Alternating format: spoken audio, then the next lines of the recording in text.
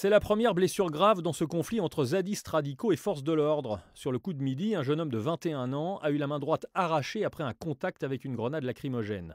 Contact car les versions divergent.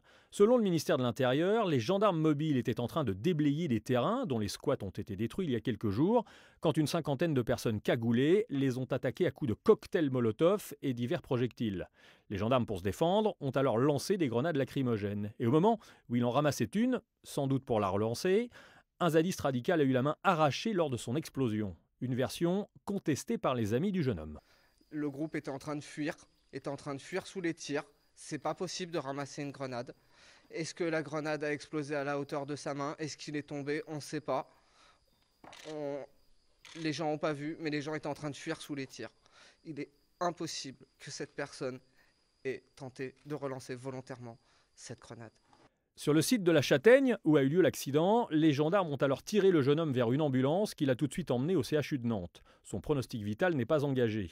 Le parquet de Saint-Nazaire vient d'ouvrir une enquête et l'inspection générale de la gendarmerie nationale devra préciser les circonstances de cette intervention. Les grenades lacrymogènes GLIF4, comme celle qui a explosé, ne doivent pas faire l'objet d'un tir tendu et elles explosent quelques secondes après avoir touché le sol. Depuis le début des opérations d'évacuation sur la ZAD de Notre-Dame-des-Landes début avril, plus de 11 000 grenades ont été tirées.